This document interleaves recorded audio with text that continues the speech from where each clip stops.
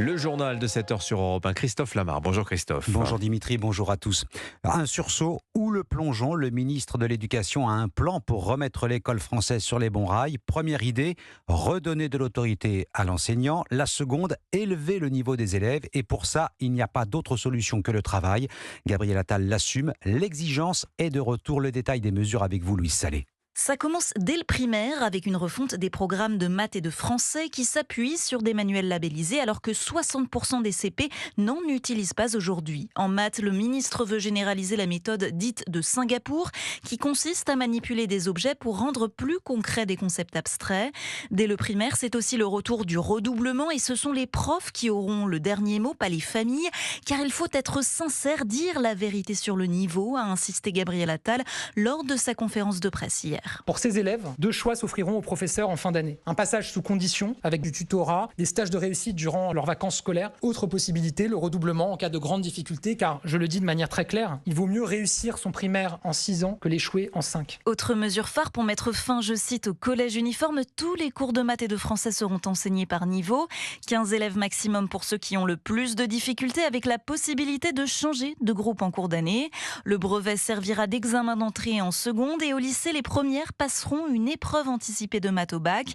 Voilà pour les annonces qui posent des questions sur le nombre de profs à mobiliser, car aucun budget n'a encore été dévoilé pour mettre en place toutes ces mesures. Louise Salé, spécialiste éducation à Europe 1. Entrée en vigueur de ces mesures étalées sur 2 rentrées scolaires, soit septembre 2024 et septembre 2025. Côté syndicat enseignant, le spectre des réactions est large. Coup de com' pour les uns, bonne nouvelle pour les autres.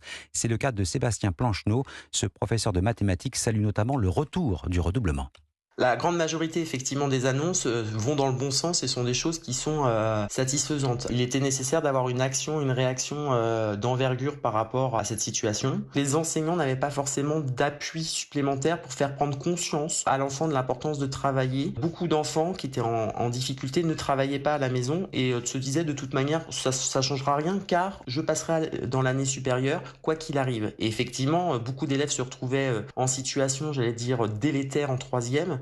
Non, le prof aura le dernier mot sur la possibilité de maintenir l'élève dans une classe. Alors après, bien évidemment, il y a un certain nombre d'écueils. Il va falloir aussi derrière s'assurer que les moyens et le nombre d'enseignants soient suffisants pour pouvoir répondre à tous ces besoins et ces attentes. Sébastien Plancheneau, professeur de mathématiques au micro de Louise Salé. Alors ces réformes, on va les voir en détail dans un instant avec la première invitée d'Europe 1 matin, la déléguée générale de l'association SOS Éducation. Venons-en à l'enquête sur l'attentat de Bir Hakeim. Dernières heures de garde à vue pour le djihadiste. Il sera présenté à un juge d'instruction antiterroriste en fin de journée pour être mis en examen.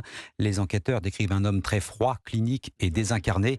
Converti à l'islam rigoriste dès 18 ans, il a cultivé sa radicalité lors d'un premier séjour en prison. C'est une information Europe 1. Il a côtoyé des djihadistes notoires, Jean-Baptiste Marty. Oui, c'est pendant son passage au quartier d'isolement de la prison de Fresnes entre 2016 et 2020 que Armand R côtoie Yassine Attar, l'une des figures du djihadisme en France et dont le frère Oussama est le cerveau présumé des attentats du Bataclan et de ceux de Bruxelles en 2016. Un islamiste qui n'a jamais été retrouvé et qui pourrait avoir été tué en Syrie selon les enquêteurs. En prison, Armand R a aussi fréquenté Mohamed Lamine Berrouz, condamné le mois dernier à la réclusion criminelle à perpétuité pour complicité dans l'assassinat du couple de policiers de Magnanville. Un parcours carcérale durant lequel le comportement du terroriste de la Tour Eiffel a été signalé à plusieurs reprises. Une clé USB avec des vidéos de l'État islamique a notamment été retrouvée dans sa cellule en 2017. Lorsque Armand R est libéré en 2020, 3 mois avant la fin de sa peine pour une raison qu'on ignore, les surveillants pénitentiaires s'alarment de l'état psychiatrique du détenu franco-iranien de 27 ans. Jean-Baptiste Marty du service police-justice d'Europe 1. Nuit calme à Aysanville dans le Val d'Oise, 24 heures après la mort d'un adolescent de 15 ans tué au cours de ce qui ressemble à un affrontement entre bandes rivales. 80 gendarmes mobilisés cette nuit pour éviter tout débordement. Et puis Israël resserre son emprise sur le sud de la bande de Gaza. Tsahal est entré dans la ville de Khan Younis. L'ONU redoute un scénario infernal pour les civils alors que les combats et les bombardements s'étendent désormais à toute l'enclave. Bilan matériel très lourd. Dans le nord de Gaza, 2 immeubles sur 3 endommagés ou détruits selon les données satellitaires. Israël annonce la perte de 82 soldats. Ouais, ce sont 138 otages qui seront encore aux mains du Hamas selon des comptes réalisés par Israël. Quant à ceux qui ont été relâchés, eh bien on en sait davantage sur les conditions de leur libération. Oui, ils auraient été drogués pour avoir l'air détendus et heureux face aux caméras. Information confirmée par les autorités israéliennes. Ariane Ménage, vous êtes la correspondante d'Europe 1 à Tel Aviv.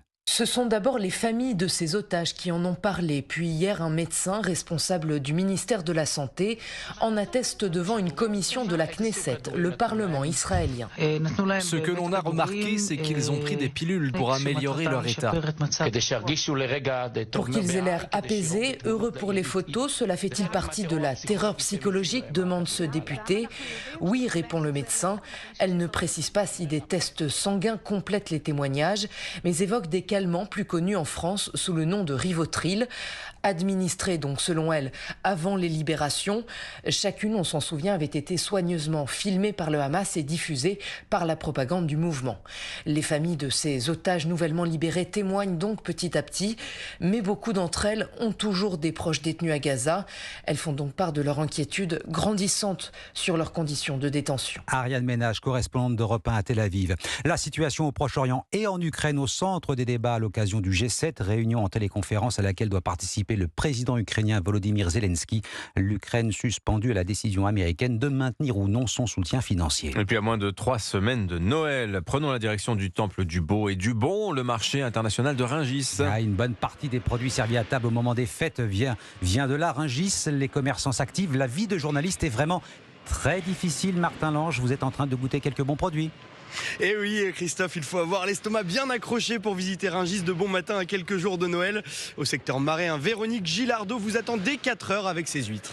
J'enlève la première roue pour vous ? Non, c'est bon. Ouais, merci beaucoup. Voilà. Je fais goûter une bretonne aussi, comme on y est maintenant. Avec plaisir. Allez. Vous avez vu, c'est agréable le matin comme ça. C'est excellent. C'est bon, hein. Alors je vous confirme, Christophe, elles sont excellentes, bien salées. Évidemment, le mois de décembre est un mois capital pour tous les marailleurs, mais aussi les volaillers. Julien est vendeur chez Courtin Hervouette. Il nous présente les stars de ce Noël 2023. Le produit phare des fêtes, c'est le chapon. On a les chapons noirs du Bigorre. Ça, c'est un produit qui est quand même extra. C'est un de nos produits les plus chers, donc on n'a pas commandé beaucoup parce qu'on a une certaine clientèle là-dessus. Et pour les gens qui se serrent un peu la ceinture pour les fêtes, il faut miser sur quoi ? On mise sur le chapon, encore une fois, soit sur le chapon fermier, le gros chapon, soit sur le mini chapon ou la poularde. C'est ce qu'il y a de moins cher à l'heure d'aujourd'hui. Le chapon sous toutes ses formes, le choix le plus économique. Chez Courtin Hervouette, on a commandé 5000 caisses de volailles pour ce mois de décembre et on a surtout embauché une dizaine de personnes sur 60 salariés quand même. Un bon aperçu de la hausse d'activité. Martin Lange, le mini-chapon. Oui. J'ignorais l'existence du mini-chapon. Il y en a qui ont des métiers agréables dans cette équipe quand même. Martin, il passe une belle matinée. Nous sommes un petit peu jaloux. Allez, le football Marseille-Lyon ce soir, match en retard de la 10e journée de Ligue 1, sous haute surveillance bien sûr, sans les supporters lyonnais. La rencontre avait dû être annulée après le caillassage du bus de l'OL. Merci Christophe Lamar, c'était votre journal. Il est 7h.